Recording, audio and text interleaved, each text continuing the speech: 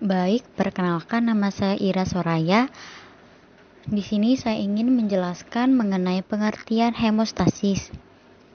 Haima berarti darah, stasis berarti tetap atau berhenti, berarti darah tetap berada dalam sistem pembuluh darah. Hemostasis merupakan proses penghentian perdarahan secara spontan dari pembuluh darah yang mengalami kerusakan atau akibat putusnya atau robeknya pembuluh darah. Adapun hemostasis adalah kemampuan alami untuk menghentikan peredaran darah lokasi luka oleh spasme pembuluh darah, adhesi trombosit, dan keterlibatan faktor koagulasi.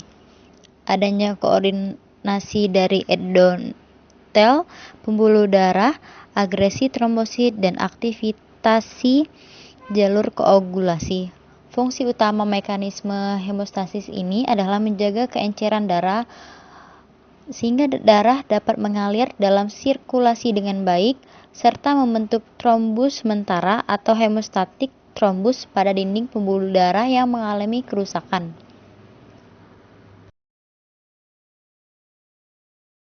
Assalamualaikum warahmatullahi wabarakatuh. Perkenalkan, nama saya Citra Retna Gemilang dari kelas 1B. Baik, selanjutnya di sini ada pembagian dari hemostasis, di mana hemostasis sendiri dibagi menjadi 3. Yang pertama ada hemostasis primer, kedua ada hemostasis sekunder, dan yang ketiga ada tersier. Baik, yang selanjutnya yaitu ada hemostasis primer.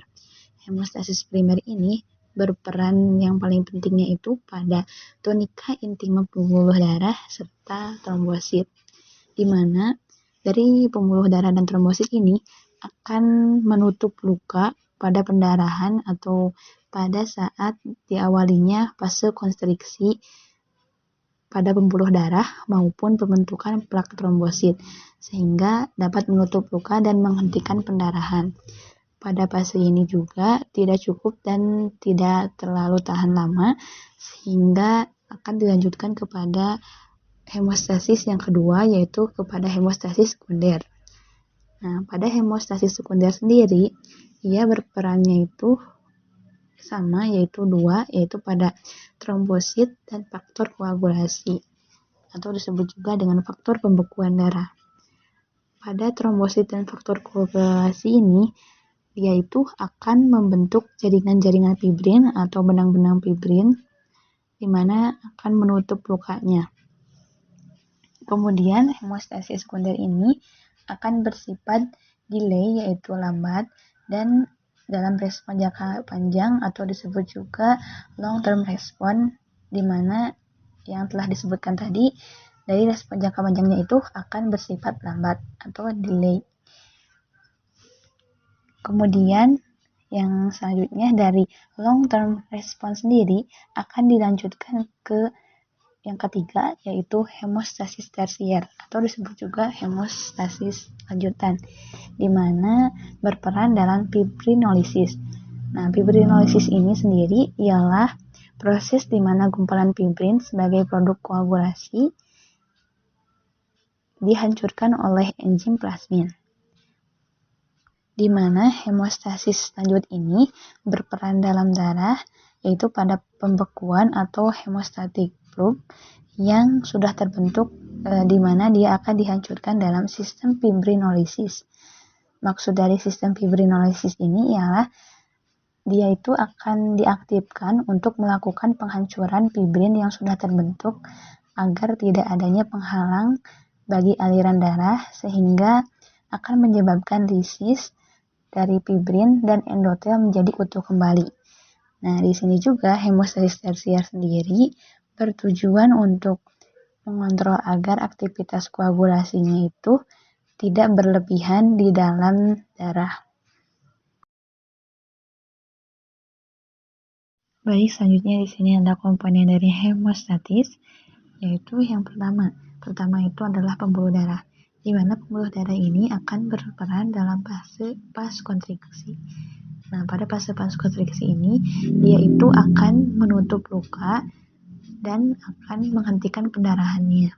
Kemudian yang kedua ada platelet. atau disebut juga dengan trombosit, di mana sangat berperan penting dalam hemostasis ini, yaitu untuk mempertahankan darah, fungsi dari platelet ini. Kemudian ketika ada koagulasi atau disebut juga dengan faktor pembekuan darah. Kemudian yang keempat ada sistem fibrinolisis. Nah, sistem fibrinolisis ini akan berperan penting pada hemostasis tersier, di mana hemostasis tersier ini akan menghancurkan benang-benang fibrin oleh enzim plasmin. Kemudian juga yang kelima ada inhibitor of coagulation, di mana di sini akan berperan penting dalam faktor pembekuan darahnya sendiri dalam inhibitor ini.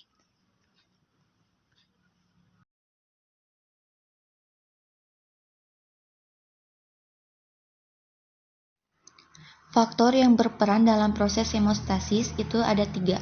Yang pertama, pembuluh darah. Pembuluh darah berperan dengan cara mengkerut atau vasokonstriksi di tempat yang rusak, sehingga aliran darahnya berkurang yang pada akhirnya mencegah timbulnya pendarahan yang berlebihan. Yang kedua ada trombosit. Trombosit adalah sel darah yang tak berhenti yang diproduksi dari sitoplasma megakariosit yang berdiameter 2-3 mikrometer. Trombosit ini merupakan salah satu faktor inisiasi mekanisme hemostasis. Yang ketiga ada sistem koagulasi. Sistem koagulasi yaitu konversi satu faktor koagulasi zimogen menjadi bentuk aktif enzim atau protease yang akan mengaktifkan faktor koagulasi berikutnya dalam serangkaian reaksi enzimatik.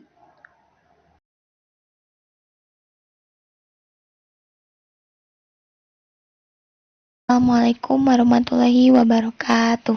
Perkenalkan, nama saya Nopianti dari kelas 1B dari kelompok 2. Di sini saya akan menjelaskan mengenai manifestasi klinis dari gangguan hemostasis. Manifestasi klinis merupakan sebuah tanda ataupun gejala yang biasanya ditimbulkan oleh seseorang ketika mengalami suatu penyakit. Tanda dan gejala yang dialami oleh penderita gangguan hemostasis bervariasi, namun ada beberapa tanda dan gejala yang umum. Di antaranya yaitu yang pertama, mudah mengalami memar tanpa sebab. Mudah mengalami memar tanpa sebab merupakan sebuah tanda yang ditimbulkan dari penyakit gangguan hemostasis. Yang kedua yaitu mengalami pendarahan menstruasi berat. Ketika seseorang mengalami gangguan hemostasis, maka ketika menstruasi akan mengeluarkan volume darah yang lebih banyak. Yang ketiga yaitu sering mimisan. Sering mimisan merupakan tanda dari gangguan hemostasis. Yang keempat yaitu mengalami pendarahan terus-menerus yang disebabkan dari luka kecil. Ketika terjadi pendarahan, penderita gangguan hemostasis, maka pendarahan tersebut akan sulit dihentikan. Yang kelima yaitu pendarahan merembes ke dalam sendi. Pendarahan ini akan masuk ataupun merembes ke dalam sendi. Yang keenam yaitu mengalami anemia. Anemia ini bisa dari anemia ringan hingga anemia berat.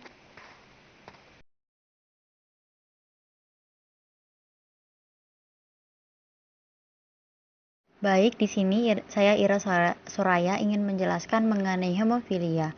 Hemofilia adalah suatu penyakit yang menyebabkan gangguan perdarahan karena kekurangan faktor pembekuan darah. Akibatnya, peredaran berlangsung lebih lama saat tubuh mengalami luka. Hemofilia merupakan penyakit bawaan yang umumnya dialami pria. Penyakit ini dapat diturunkan karena mutasi gen yang mengakibatkan perubahan dalam untaian DNA, sehingga membuat proses dalam tubuh tidak berjalan dengan normal. Terdapat banyak jenis hemofilia, namun jenis yang paling banyak terjadi adalah hemofilia A dan B. Tingkat keparahan yang dialami penderita hemofilia tergantung dari jumlah faktor pembekuan dalam darah. Semakin sedikit jumlah faktor pembekuan dalam darah, semakin parah hemofilia yang menderita.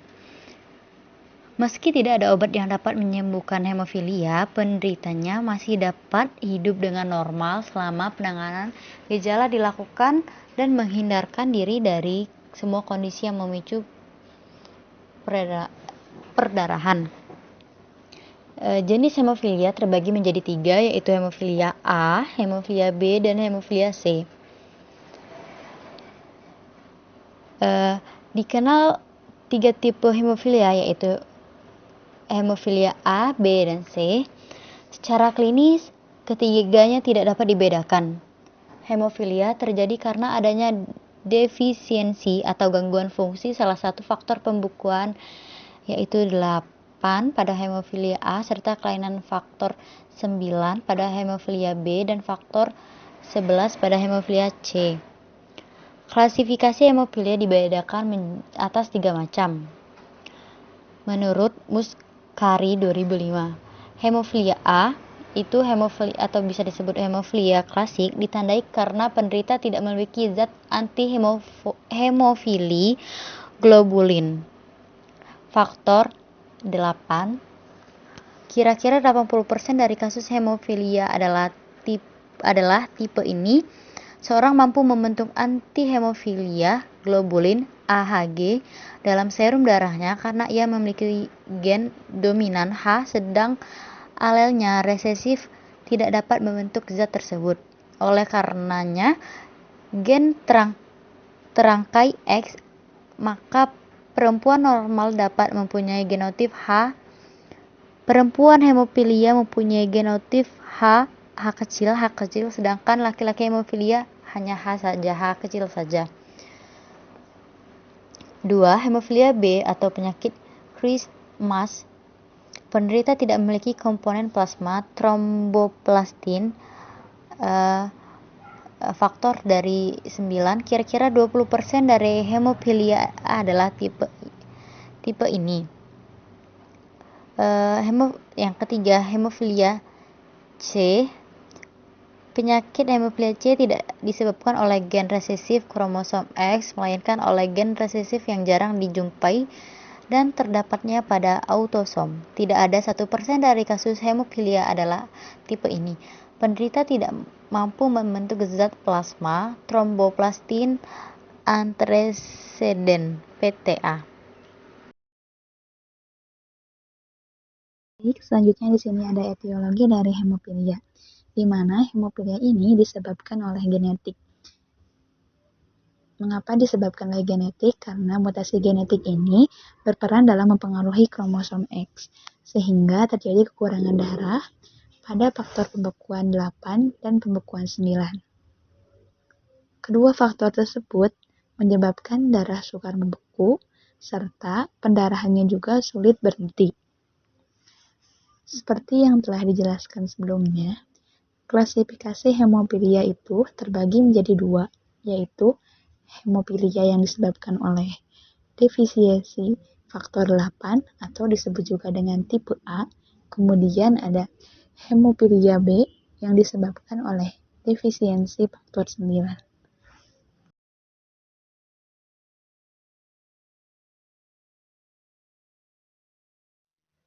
Faktor yang mempengaruhi pembekuan darah pada hemofilia. Jadi hemofilia sendiri yaitu kelainan genetik pada darah yang disebabkan adanya kekurangan faktor pembekuan darah. Faktor dari pembekuan darah itu sendiri ada 13 faktor. Faktor yang pertama adalah fibrinogen. Apabila kekurangan fibrinogen dapat mengakibatkan masalah seperti afibrinogenemia. Faktor yang kedua, protombin. Apabila kekurangan protombin dapat mengakibatkan hipoprotrombinemia. Faktor yang ketiga, tromboplastin. Fungsinya yaitu sebagai aktivasi faktor 7 untuk membantu trombin. Faktor yang keempat, kalsium. Fungsinya digunakan di semua proses pembekuan darah. Faktor yang kelima, proselerin. Apabila kekurangan faktor ini dapat mengakibatkan para hemofilia. Faktor yang ketujuh, serum prothrombin conversion accelerator atau SPCA yang fungsinya itu sebagai sistem intrinsik. Faktor yang ke-8 yaitu faktor antihemofilik A yang fungsinya sebagai sistem ekstrinsik. Faktor yang ke-9 yaitu antihemofilik B, fungsinya sebagai sistem ekstrinsik. Faktor 10 antihemofilik C atau faktor Struat yang fungsinya itu sebagai sistem intrinsik dan ekstrinsik. Faktor yang ke-11 plasma tromboplastin antecedent atau PTA, fungsinya itu sebagai sistem intrinsik. Faktor 12 faktor Hegeman, yaitu fungsinya sebagai sistem intrinsik. Faktor 13 faktor stabilisasi fibrin, yang fungsinya itu sebagai penghubung silang filamen fibril. Dari berbagai faktor tersebut terdapat 3 faktor utama yang mempengaruhi munculnya penyakit hemofilia, yaitu faktor antihemofilia A, antihemofilia B, dan antihemofilia C, yang kemudian akan memicu penyakit hemofilia A, hemofilia B, dan hemofilia C. Faktor resiko utama dari hemofilia ada 3. Yang pertama, kelainan genetik atau keturunan. Hemofilia merupakan jenis penyakit yang diturunkan dan bersifat genetik, yang artinya ketika orang tua memiliki bakat hemofilia, maka anaknya akan memiliki resiko tinggi mengidap kelainan darah ini sendiri. Jarang sekali terjadi kasus hemofilia pada orang tanpa garis keturunan yang memiliki kelainan hemofilia ini. Para penderita hemofilia memiliki kelainan genetik di mana mereka tidak memiliki salah satu faktor anti-hemofilia dalam darah mereka. Ketiadaan faktor tersebut disebabkan oleh kelainan pada kromosom X yang dimiliki seseorang. Yang kedua, kurangnya zat pembekuan darah. Apabila seseorang mengalami hemofilia namun tidak memiliki garis keturunan dari kelainan hemofilia, maka kemungkinan penyebab hemofilia ini karena mengalami defisit atau kekurangan zat pembeku darah. Zat pembeku darah ini yaitu zat besi yang dapat ditemui pada makanan yang mengandung zat besi seperti kacang-kacangan, biji-bijian, buah yang mengandung vitamin B seperti alpukat, makanan yang mengandung vitamin B seperti tempe, tahu, susu kedelai, dan makanan lainnya seperti cabai merah dan cabai hijau. Yang ketiga, kurangnya protein yang berperan dalam proses pembekuan darah. Selain zat besi, ada protein pembekuan darah yang bertugas untuk membantu mempercepat dan memperlancar pembekuan darah. Protein-protein ini terdapat dalam tabel sebelumnya, yaitu faktor yang pertama sampai faktor yang ke-13. Faktor ini merupakan faktor-faktor penting dalam berjalannya proses pembekuan darah pada diri seseorang. Apabila kekurangan salah satu faktor saja dapat menyebabkan hemofilia dan sulitnya terjadi pembekuan darah.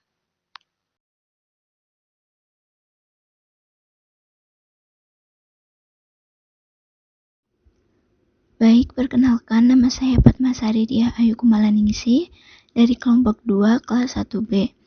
Di sini saya akan menjelaskan mengenai epidemiologi dari hemofilia. Di dunia, hemofilia A memiliki angka penderita terbanyak dengan total 80-85% dari total populasi penderita hemofilia di dunia. Kemudian insiden hemofilia. Hemofilia tidak mengenal ras, perbedaan warna kulit, atau suku bangsa. Hemofilia paling banyak diderita hanya pada pria. Wanita akan benar-benar mengalami hemofilia jika ayahnya adalah seorang hemofilia dan ibunya adalah pembawa sifat atau karier. Dan ini sangat jarang terjadi. Sebagian penyakit yang diturunkan orang akan terkena hemofilia sejak ia lahir. Insiden hemofilia lebih tinggi ditemukan pada penduduk Afrika, penduduk asli Amerika, dan Asia. Kemudian angka kejadian hemofilia diperkirakan sebesar 1/10.000 kelahiran hidup anak laki-laki dengan perkiraan jumlah penderita di dunia mencapai 400.000 orang.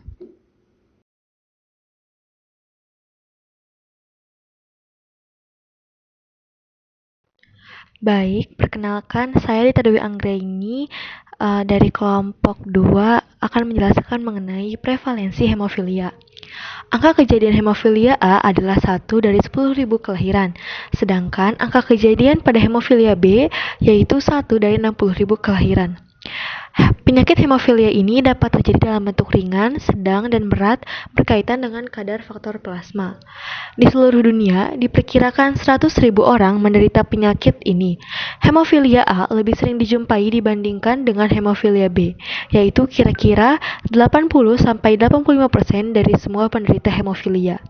Sedangkan, angka kejadian di Indonesia yang dikutip dari Himpunan Masyarakat Hemofilia Indonesia atau HMHI, penderita hemofilia di Indonesia sudah menembus 20.000 orang. Prevalensi hemofilia A di dunia mencapai sekitar 5.000 pria di seluruh dunia, sedangkan penderita hemofilia B sekitar 30.000 pria. Di Indonesia sendiri tercatat 1.025 pasien per tahun 2016 berdasarkan laporan dari Perhimpunan Hemofilia dan Transfusi Darah Indonesia atau PHTDI.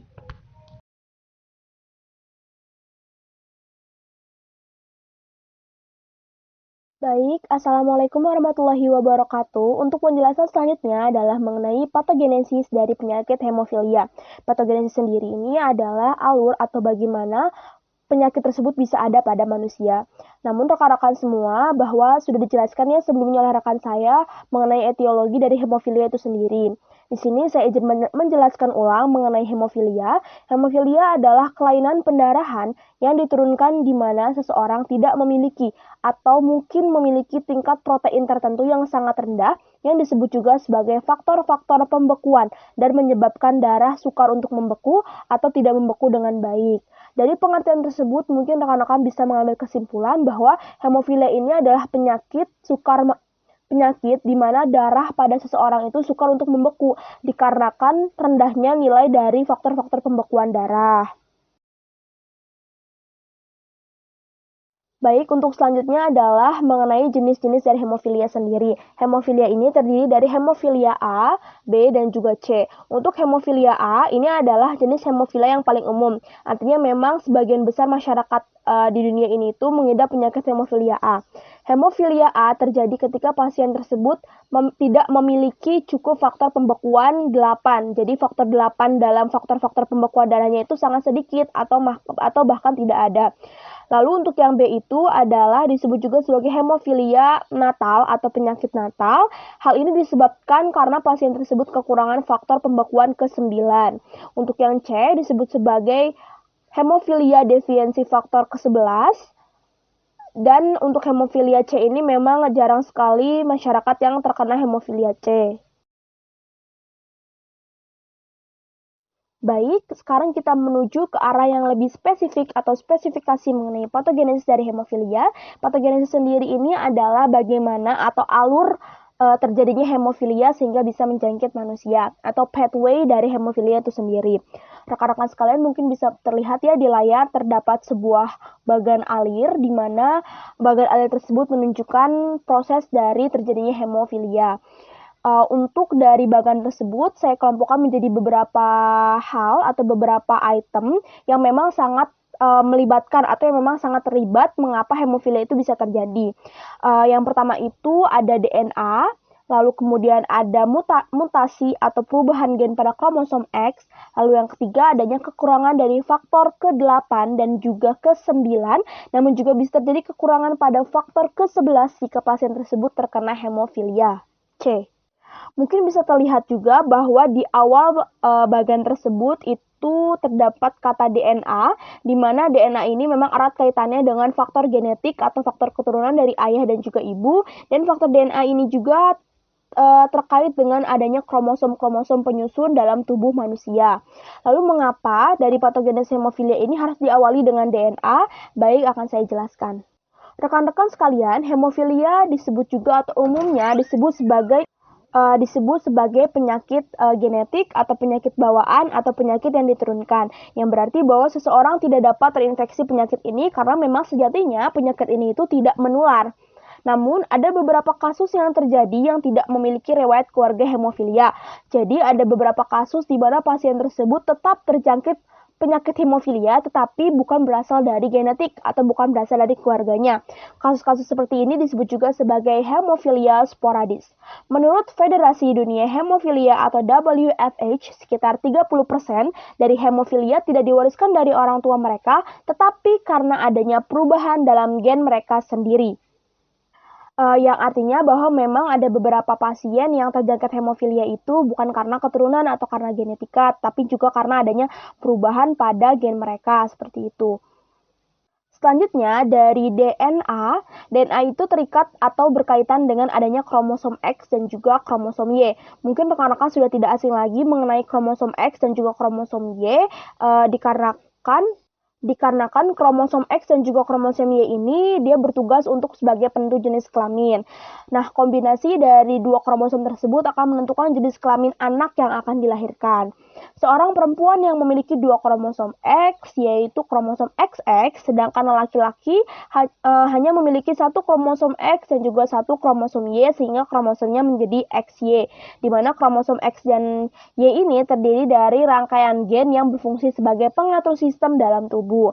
Untuk umumnya, hemofilia ini diturunkan melalui kromosom X. Mengapa demikian? Rekan-rekan bisa melihat ya di dalam bagian alir dalam slide tersebut bahwa DNA yang X itu mengalami mutasi atau mengalami perubahan gen, sedangkan yang Y itu tidak.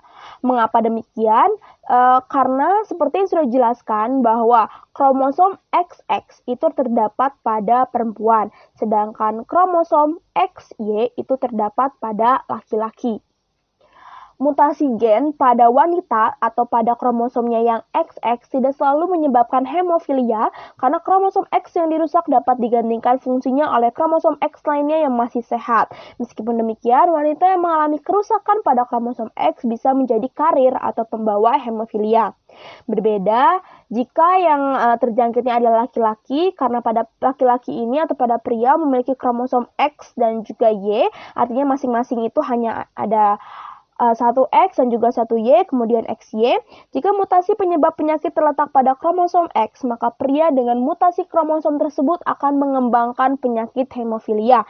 Karena ketika kromosom X-nya rusak, maka tidak akan bisa di-backup atau tidak akan bisa digantikan oleh kromosom X lainnya, karena laki-laki hanya memiliki satu kromosom X. Sehingga untuk penyakit hemofilia ini terjadi atau menjangkit banyak sekali kromosom X. Lalu selanjutnya ada yang namanya kekurangan faktor 8 dan juga faktor 9 atau bahkan kekurangan faktor 11 jika pasien tersebut terjangkit hemofilia C. Nah, apa sih ini maksud sebagai faktor 8, faktor 9, dan juga faktor 11 ini? Rekan-rekan, sebelumnya sudah saya jelaskan bahwa hemofilia ini kan terjadi pada pasien di mana pasien tersebut itu mengalami kesukaran dalam pembekuan darah. Nah, kesukaran dan pembekuan darah itu dipengaruhi oleh karena penurunan atau rendahnya nilai dari faktor-faktor pembekuan darah. Nah, faktor-faktor pembekuan darah itulah yang dimaksud sebagai faktor 8, faktor 9, dan juga faktor ke-11, di mana faktor-faktor tersebut sangat berperan penting dalam proses koagulasi atau pembekuan darah. Faktor-faktor pembekuan darah di dalam plasma darah dilambangkan dengan angka Romawi. Contohnya, faktor 8 dituliskan dalam faktor 8 menurut angka Romawi, faktor 9 juga sama, dan faktor 11 juga sama. Dan sebelumnya juga sudah saya jelaskan ya bahwa ketika seseorang pasien itu mengalami kekurangan faktor dari 8, maka dia terjangkit hemofilia A. Kalau misalkan kekurangan dari faktor 9, maka terjangkit hemofilia B. Dan kalau misalkan terjadinya kekurangan pada faktor ke-11, maka terjadinya hemofilia C. Baik, itulah hal-hal yang memang sangat berkaitan dengan mengapa hemofilia bisa terjadi pada masyarakat. Untuk patogenesis atau pathway-nya, ketika seorang pasien itu mengalami atau apabila mengalami trauma itu bisa jadi karena adanya infeksi, karena adanya luka, karena adanya goresan, dan lain sebagainya, baik itu berasal dari benda tajam ataupun benda tumpul, maka akan menghasilkan suatu luka atau di mana akan terjadinya pendarahan yang entah itu pendarahan ringan, pendarahan sedang, maupun pendarahan berat. Nah, ketika terjadinya pendarahan, maka pembuluh darah itu akan mengkerut dan mengeluarkan darah-darah ke luar space-nya atau keluar dari tempatnya. Nah, dari pembuluh darah yang mengkerut itu Untuk pasien yang terjangkit penyakit hemofilia, itu di dalam tubuhnya sudah kekurangan jumlah faktor pembekuan darah. Contohnya begini, normalnya seperti ini rekan-rekan.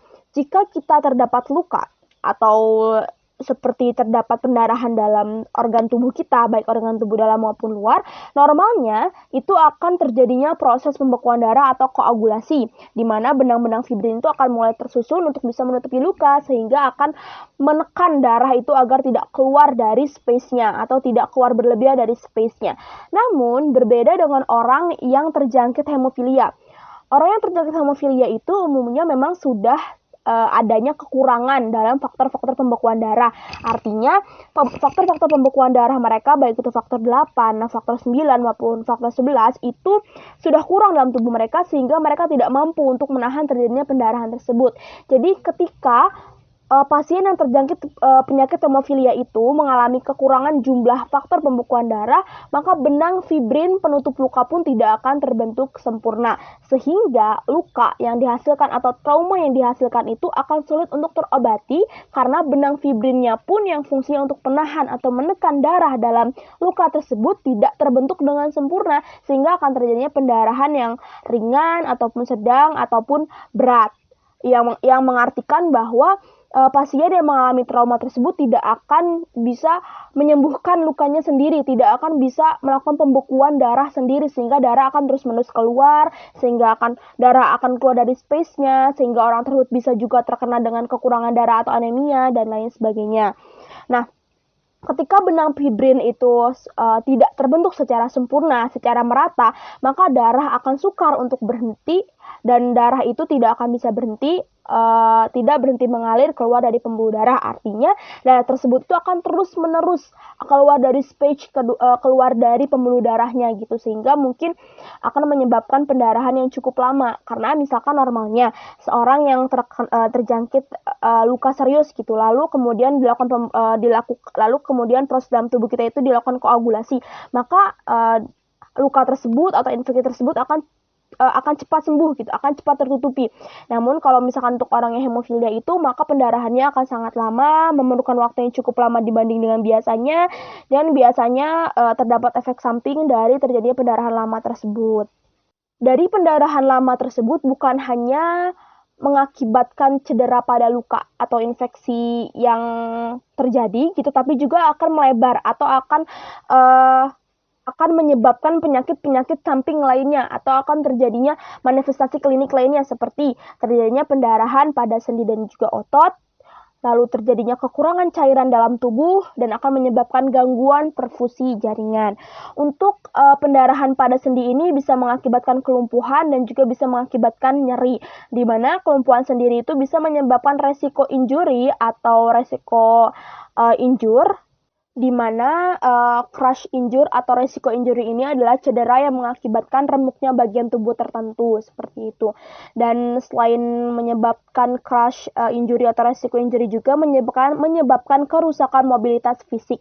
Mengapa? Karena ketika terjadinya suatu cedera atau trauma di luar organ tubuh seperti di kulit atau di daerah-daerah tangan, kaki, dan lain sebagainya, ketika tidak bisa ditutupi oleh benang-benang fibrin, ketika tidak bisa dilakukan koagulasi atau pembekuan darah, otomatis darah akan terus mengalir, sehingga pasien tersebut akan mengalami pendarahan yang cukup hebat, dan mobilitas fisik pun akan menjadi berkurang. Artinya akan ada kekurangan atau akan ada kekurangan sistem pada tubuh yang terkena hemofilia tersebut, seperti itu.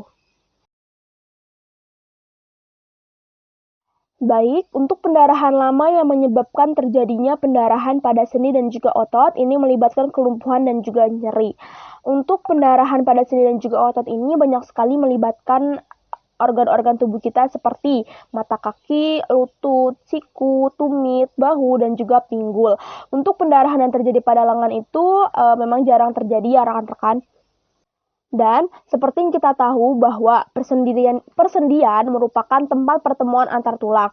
Artinya adanya interaksi antara tulang satu dengan tulang lainnya, di mana tulang-tulang tersebut itu disatukan oleh sebuah jaringan yang disebut sebagai kapsul sendi, yang memiliki lapisan dengan banyak sekali pembuluh darah kapiler di dalamnya yang disebut sebagai synovium. Jadi dalam peredaran peredaran sendi kita ini terdapat yang namanya sinovium, yaitu pembuluh darah. Nah, bagaimana sih bisa terjadinya pendarahan di dalam sendi?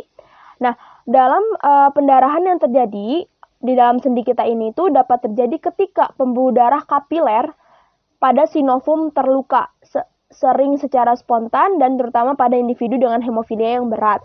Jadi pendarahan dalam sendi ini melibatkan terlukanya sinovum kita gitu. Nah, pendarahan semacam ini pun akan menyebabkan persendian itu akan membengkak, timbulnya rasa sakit dan juga rasa nyeri dan rasa tidak aman, serta menimbulkan efek samping lainnya. Jadi, pendarahan pada sendi ini melibatkan terlukanya sinovum kita. Sedangkan pendarahan yang terjadi pada otot ini memiliki efek samping seperti terjadinya pembengkakan, lalu menyebabkan mati rasa, kesemutan, dan lain sebagainya. Dan umumnya pendarahan yang terjadi di otot ini menyerang organ-organ tubuh seperti betis, paha, dan juga lengan atas. Umumnya pendarahan terjadi setelah adanya benturan yang menyebabkan luka. Kalau misalkan tadi sendi itu karena adanya luka pada sinovum atau pada pembuluh darah kapiler kita, kalau misalkan pada otot itu terjadinya benturan yang cukup keras gitu sehingga menyebabkan trauma atau menyebabkan luka pada organ-organ tubuh.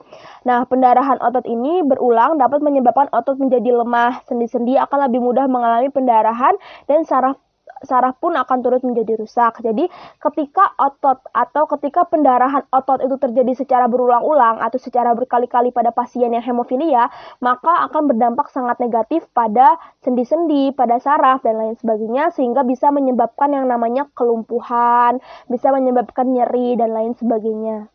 Baik, mungkin itu saja yang dapat saya sampaikan atau saya jelaskan mengenai pathway atau patogenesis dari hemofilia ini, mulai dari pengertian, jenis, lalu apa saja yang terlibat dalam hemofilia ini, dan juga apa saja yang efek samping apa saja yang dihasilkan dari hemofilia, dan lain sebagainya. Sekian dari saya, kurang lebihnya mohon maaf. Wassalamualaikum warahmatullahi wabarakatuh.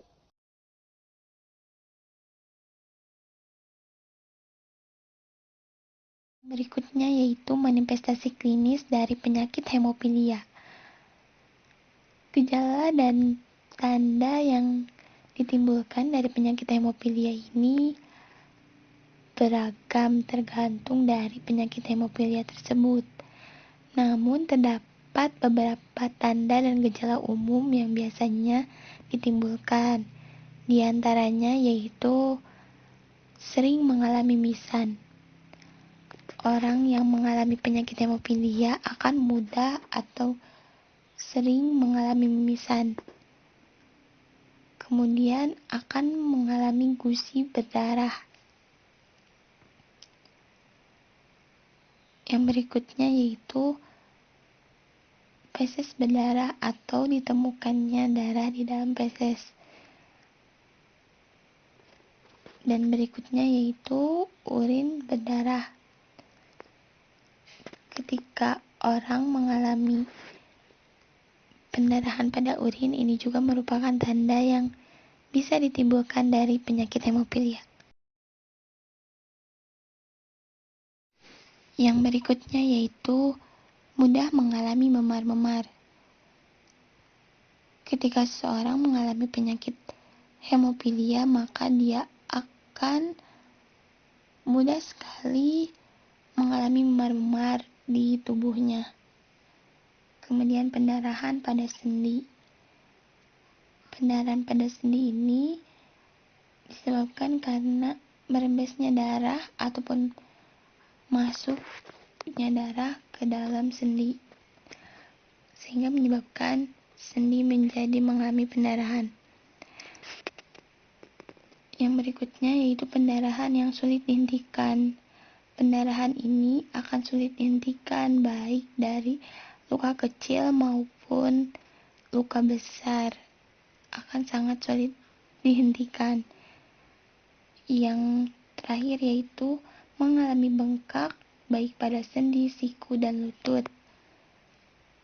Ini merupakan tanda yang ditimbulkan ketika seseorang mengalami penyakit hemofilia, yaitu berupa terjadinya bengkak pada tubuh, baik pada sendi, siku, hingga lutut.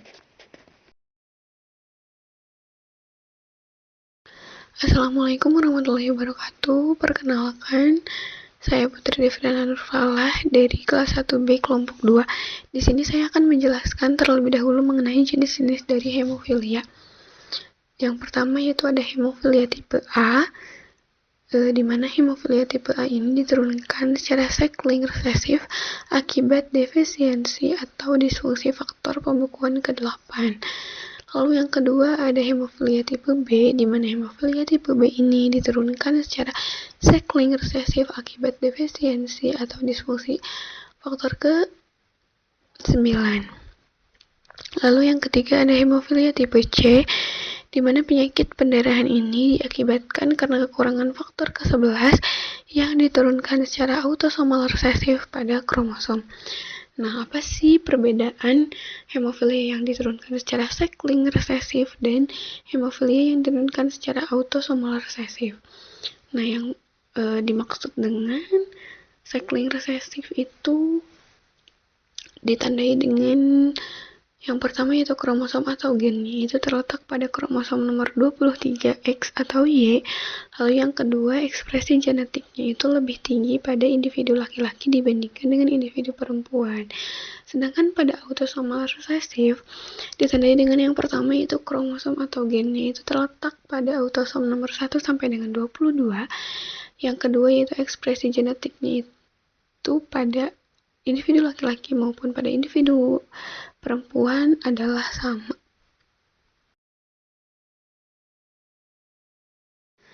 Assalamualaikum warahmatullahi wabarakatuh. Perkenalkan, saya Putri Devriana Nurfalah dari kelas 1B kelompok 2.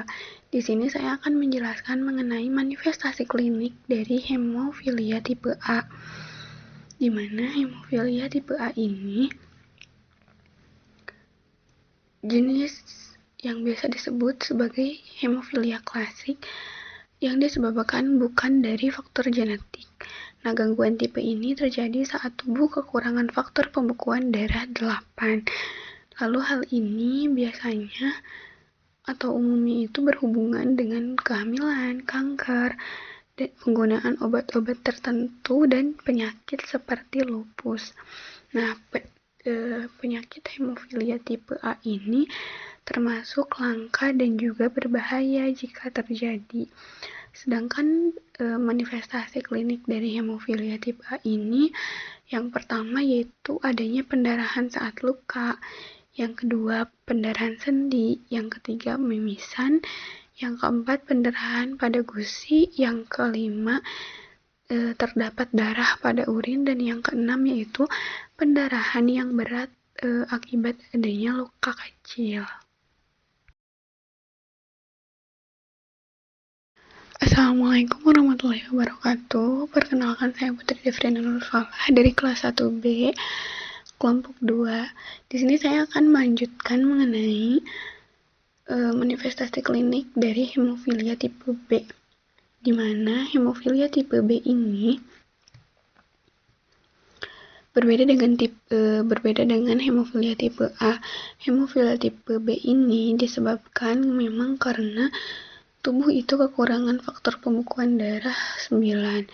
Nah, umumnya gangguan ini diturunkan oleh sang ibu, tetapi dapat juga terjadi disebabkan oleh perubahan atau mutasi pada gen sebelum bayi dilahirkan.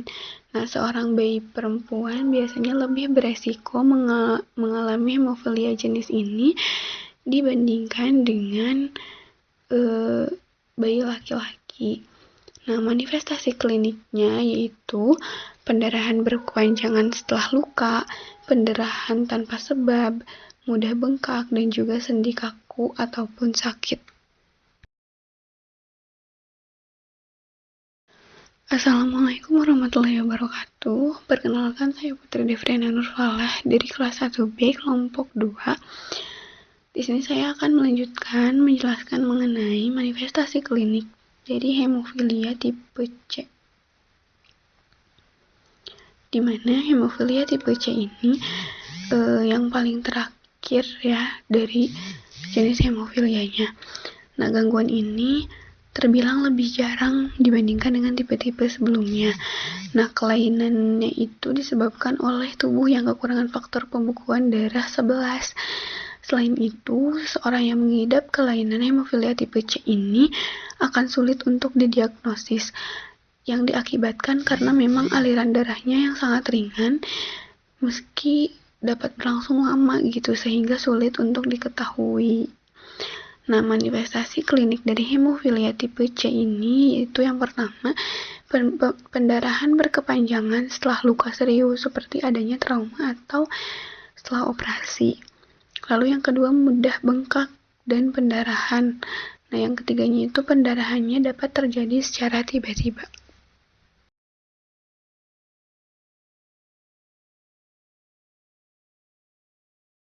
Assalamualaikum warahmatullahi wabarakatuh. Perkenalkan, nama saya Rahma Fadila Komara dari kelas 1B. Saya berasal dari kelompok 2. Komplikasi hemofilia. Seperti yang disebutkan sebelumnya, hemofilia adalah kondisi yang cukup berbahaya. Oleh sebab itu, ini resiko komplikasi hemofilia yang dapat terjadi jika tidak melakukan penanganan yang tepat. Yang pertama ada hematuria. Ini merupakan kondisi saat ditemukannya darah dalam urin. Darah tersebut bisa dalam jumlah yang lebih banyak sehingga membuat urin berubah warna atau darah yang berbentuk mikroskopis. Mereka yang mengalami hal ini merasakan nyeri pada bagian bawah perut. Namun dengan penanganan yang tepat, kondisi ini tidak membahayakan. Yang kedua ada perdarahan pada sistem pencernaan. Tidak hanya terjadi pada urin, darah dapat ditemukan bersamaan dengan feses atau muntahan. Darah tersebut terlihat agak gelap seperti menghitam atau merah gelap. Yang ketiga ada anemia. Jika perdarahan terus terjadi, bukan tidak mungkin seseorang akan mengalami anemia atau berkurangnya sel darah merah dari kadar normal. Gejala yang akan dirasakan seperti kelelahan, badan terasa lemas, dan kepala terasa sakit. Yang keempat ada perdarahan internal. Komplikasi hemofilia lainnya adalah perdarahan internal. Dapat terjadi di dalam otot sehingga menyebabkan pembekakan dan menekan saraf. Akibatnya penderita akan mengalami mati rasa. Namun hal yang membahayakan terjadi jika perdarahan tersebut terjadi pada area otak. Jika hal ini terjadi dan tidak segera dilakukan penanganan yang tepat, maka bisa menyebabkan kematian. Yang kelima ada kerusakan sendi. Perdarahan internal dapat menekan area sendi pengidapnya. Jika hal ini terjadi, maka akan muncul rasa sakit yang parah. Jika terus dibiarkan tanpa penanganan yang tepat, maka dapat menyebabkan radang sendi atau kerusakan sendi. Yang keenam ada reaksi negatif terhadap pengobatan. Pada beberapa orang dengan mengidap hemofilia, sistem kekebalan tubuh memiliki reaksi negatif terhadap faktor pembekuan yang digunakan untuk mengobati perdarahan. Ketika hal ini terjadi, sistem kekebalan tubuh dapat mengembangkan protein atau inhibitor yang menonaktifkan faktor pembekuan. Akibatnya, pengobatan menjadi kurang efektif. Yang ketujuh ada infeksi. Faktanya, pengidap hemofilia lebih sering melakukan transfusi darah. Nah, akibat terlalu sering melakukannya, maka hal ini dapat meningkatkan risiko mereka menerima produk darah yang telah terkontaminasi oleh bakteri atau virus, sehingga menyebabkan infeksi penyakit lain. Oleh sebab itu, proses transfusi darah harus melakukan dengan steril. Namun, tidak perlu khawatir karena sejak pertengahan tahun 1980-an transfusi darah menjadi lebih aman. Screening atau pengecekan darah yang disumbangkan sudah teruji bebas dari virus hepatitis dan HIV. Bismillahirrahmanirrahim. Assalamualaikum warahmatullahi wabarakatuh. Baik, di sini saya Titis Clarissa Ningrum akan melanjutkan memaparkan materi yaitu diagnosis hemofilia. Diagnosis hemofilia ditegakkan berdasarkan atas yang pertama ada anamnesis. Pada anamnesis didapatkan adanya keluhan pendarahan spontan atau karena trauma. Lalu dicari riwayat keluarga dengan keluhan yang sama meskipun pada sekitar 20-30% tidak didapatkan riwayat keluarga atau terjadi karena adanya mutasi spontan. Dan yang kedua ada pemeriksaan fisik. Pada pemeriksaan fisik dicari tanda-tanda pendarahan. Lalu yang ketiga ada pemeriksaan laboratorium.